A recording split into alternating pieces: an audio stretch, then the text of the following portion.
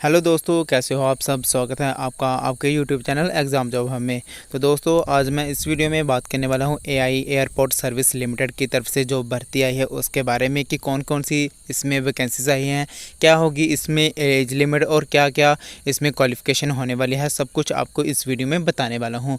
तो अगर आप इस चैनल पर नए आए हैं तो प्लीज़ इस चैनल को लाइक कीजिए, शेयर कीजिए और सब्सक्राइब करके ऑल पे सेट कर दीजिए। तो दोस्तों, आपको इस जो एआई एयरपोर्ट सर्विस लिमिटेड है, आप इसको air India air transport service limited के नाम से भी आप इसको जानते होंगे।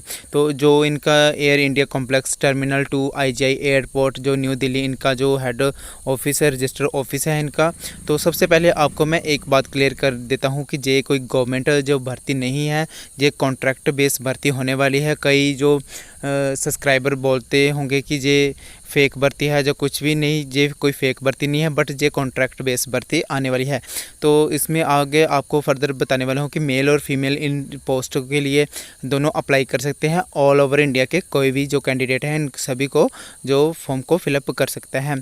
तो आगे मैं आपको सबसे पहले जल्दी से इसकी जो फॉर्म को फिलअप भी करके बताऊँगा। उससे पहले मैं आपको इसकी जो वैकेंसीज आई है, कौन कौन सी पोस्ट पे कितनी कितनी वैकेंसी है, वो आपको सब कुछ बताने वाला हूँ। तो सबसे पहले आप ये जान लीजिए कि टर्मिनल मैनेजर की एक वैकेंसी है। जो टर्मिनल मैनेजर जहाँ पे पैक्स है उसकी भी एक वैकेंसी है। ड्यूटी मैनेजर टर्मिनल की 6 वैकेंसी है। अगर आप की जो क्वालिफ़िकेशन के आधार पे जो मेल खाती है इन पोस्टों के लिए, तो आप इन फॉर्म के लिए जहाँ पे एलिजिबल हो सकते हो। हैंडीमैन, हैंडी वूमैन है जहाँ पे, कस्टमर एजेंट है इनकी जहाँ पे पोस्ट आई है 206 और 277 इनकी जहाँ पे पोस्ट आई है। तो उसके बाद जहाँ पे आप एलिजिबिलिटी क्राइटेरिया चेक कर सकते हैं। तो दोस्तों, आप एलिजिबिलिटी क्राइटेरिया में देख सकते हैं टर्मिनल मैनेजर जो है, इनमें आपको ग्रेजुएशन की होनी चाहिए आपने जहाँ पे। उसके बाद आपको एक्सपीरियंस भी होना चाहिए, 20 ईयर का आपको एक्सपीरियंस होना चाहिए।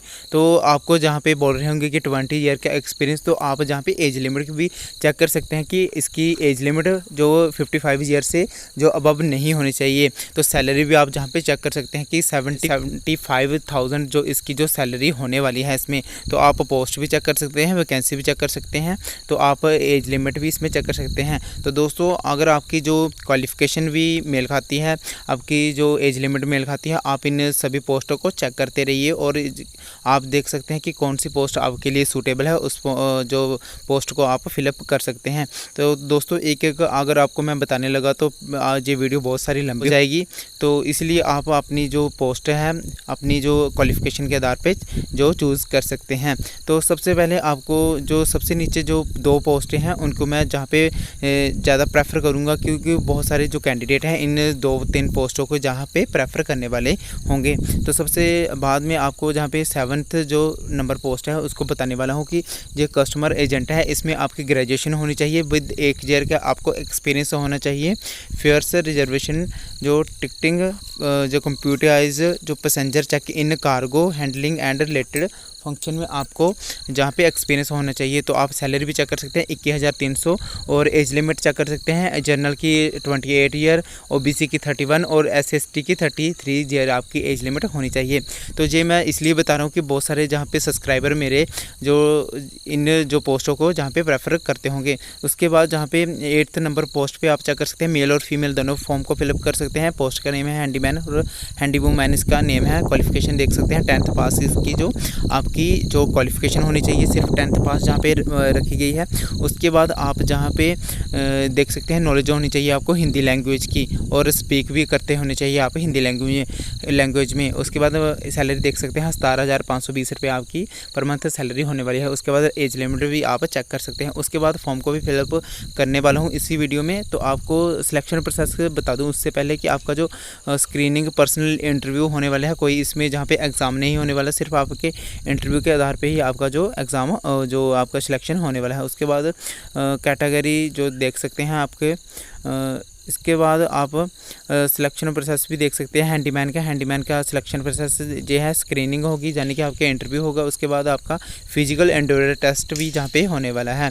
तो फिजिकल में आपका नॉर्मली फिजिकल होगा। उसके बाद आप इन फॉर्म को ऑफलाइन ही सिर्फ फॉर्म को फिलअप कर सकते हैं, ऑनलाइन इन फॉर्म को फिलअप नहीं कर सकते। करना है कौन से एड्रेस पे करना है। उसके बाद आपको जो सभी अपनी जीरोक्स कॉपी जो इसके साथ अटैच करके भेजनी है, सो वो सभी आपको सेल्फ अटेस्टेड जो करके भेजनी होगी। तो चलिए हम फॉर्म को फिलअप करते हैं। तो ये देखिए हमारा जो फॉर्म आ चुका है। आपको इसको जो 4-5 पेज हैं इसको आपने प्रिंट आउट करवा लेना है। उसको जो अपने हाथों से इस फॉर्म को फिलअप करना है। तो सबसे पहले आप इस सभी फॉर्म को प्रिंट आउट करवा लीजिए। ऊपर का फॉर्म देख सकते हैं, ये सिर्फ ऑफिस यूज़ के लिए है, जहाँ पे आपने कुछ भी नहीं लिखना। उसके बाद जहाँ पे आपके फ़ोटो जहाँ पे पेस्ट होगी क्रॉस साइन करने हैं। उसके बाद आपने कोई भी जो पोस्ट आपने जो भरनी है उसको जहाँ पे आपने लिख देना है। तो आप कैपिटल लेटर में ही बड़े अक्षरों में ही लिखिए। अगर आपने एम्प्लॉयमेंट एक्सचेंज ऑफिस में अपना नाम दर्ज करवाया है, उसका रजिस्ट्रेशन नंबर भी आप जहाँ पे लिख सकते हैं। अब अगर नहीं है आपके पास कोई रजिस्ट्रेशन नंबर, तो आप जहाँ पे नो भी लिख सकते हैं। उसके बाद आपने अपना नाम लिखना है, फादर का नाम सभी बड़े अक्षरों में लिखना है, date of birth, place of आपका स्टेट एंड बर्थ, आपने स्टेट का नाम आप जहाँ पे लिख सकते हैं। उसके बाद एड्रेस लिख सकते हैं। उसके बाद पिन कोड और स्टेट आप जहाँ पे लिख सकते हैं। मोबाइल नंबर, ये तो सिर्फ जो बेसिक डिटेल है आपकी वो मांगी गई है। उसके बाद आप मेल फीमेल सब कुछ आपको जहाँ पे भरना आना चाहिए मेरे ख्याल से। तो उसके बाद पैन नंबर भी आप जहाँ पे भर सकते हैं। आप कौन सी कैटेगरी में इससे बिलोंग करते हैं वो भी आप जहाँ पे टिक कर सकते हैं। उसके बाद अगर आप एसएसटी कैंडिडेट हैं, उसके जो अपनी ज़ेरॉक्स कॉपी लगानी है जो फॉर्म के साथ, उसको भी आपकी जहाँ पे फ़ोटो कॉपी लगानी होगी। उसके बाद आप सर्विसमैन है या एक्स सर्विसमैन है या नहीं, उसको टिक राइट आपने कर देना है। उसके बाद whether working any government semi government आप सेक्टर में काम करते हैं, येस और नो आप कर सकते हैं। अगर आपको फ्रेंड्स कोई भी जो डिटेल है समझ नहीं आए तो प्लीज़ मेरे को कमेंट बॉक्स में बता देना, मैं उसका जल्दी आपको रिप्लाई कर दूंगा। तो प्लीज़ एंड तक इस वीडियो को पूरा देखिए, स्किप मत कीजिए इस वीडियो को। उसके बाद आपने अपनी डिटेल फिल करनी है, 10th की डिटेल फिल करनी है। कैसे? जहाँ पे अपने बोर्ड का नाम लिख देना है, पंजाब बोर्ड स्कूल है, पंजाब स्कूल एजुकेशन बोर्ड जहाँ पे लिख देना है। डेट और मंथ का कौन से ईयर में आपने पास की, ये सब आपको सर्टिफिकेट पे जो मिल जाएगा। उसके बाद ड्यूरेशन 1 ईयर आपने यहाँ पे लिख देना है। परसेंटेज लिख देनी है और क्लास कौन सी फर्स्ट क्लास में की है या सेकंड क्लास में की है, यानी कि आपकी जो मार्क्स है 70 अबव होंगे तो आपकी फ़र्स्ट क्लास जहाँ पे जो डिसाइड होगी। उसके बाद +2 की डिटेल फिलअप कर सकते हैं, अपनी डिग्री की आप डिटेल फिलअप कर सकते हैं वैसे ही जैसे आपने 10th वाली की है। उसके बाद आप कौन कौन सी लैंग्वेज में जहाँ पे जो बोल सकते हैं या लिख सकते हैं, आपको जहाँ पे टिक करना है सिर्फ और कुछ नहीं करना। तो अगर आप हिंदी इंग्लिश जानते हो तो सभी को जहाँ पे आप टिक कर सकते हैं। तो उसके बाद लोकल लैंग्वेज कौन सी लैंग्वेज आप जानते हैं, मदर टंग आपकी कौन सी है, उसको भी जहाँ पे आप लिख सकते हैं। वर्क एक्सपीरियंस अगर है तो आप जहाँ पे लिख सकते हैं, नहीं तो यहाँ पे आप नो पे टिक कर सकते हैं।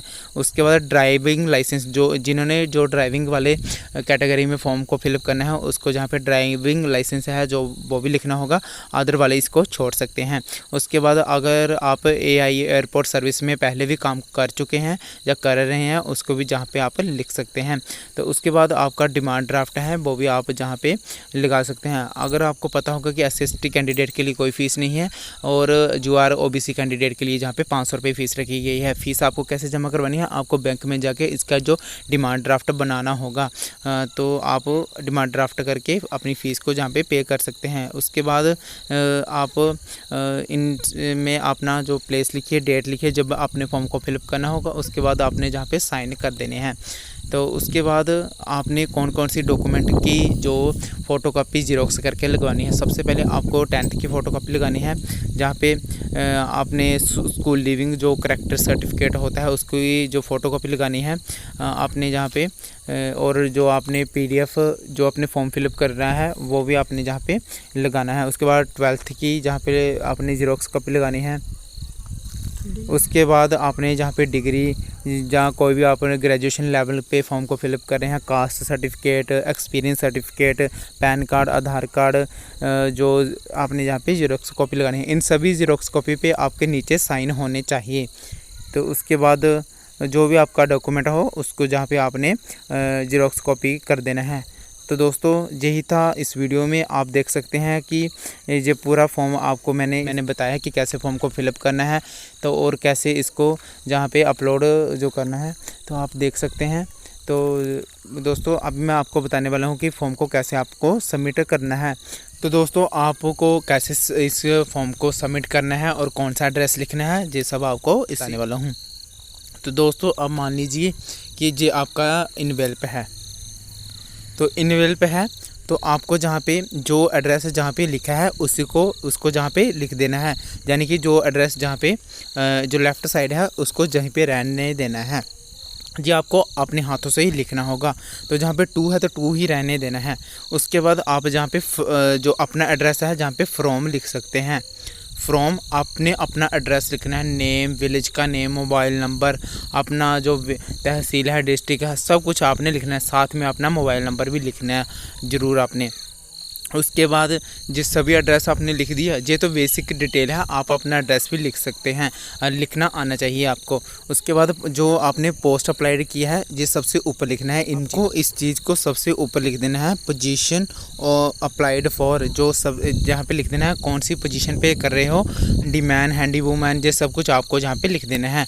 तो दोस्तों आई होप आपको ये वीडियो समझ आई होगी कि कैसे इस फॉर्म को सबमिट करना है, कौन से एड्रेस पे करना है। अगर आपको फिर भी नहीं पता चला तो प्लीज़ कमेंट बॉक्स में मेरे से पूछ सकते हैं, मैं आपको जल्दी ही रिप्लाई कर दूंगा। तो दोस्तों इतना था इस वीडियो में। आई होप आपको ये वीडियो पसंद आई होगी, समझ आएगी। प्लीज़ इस वीडियो को लाइक कीजिए, शेयर कीजिए और सब्सक्राइब करिए इस चैनल को। Thanks for watching. मिलते हैं नेक्स्ट वीडियो में। जय हिंद।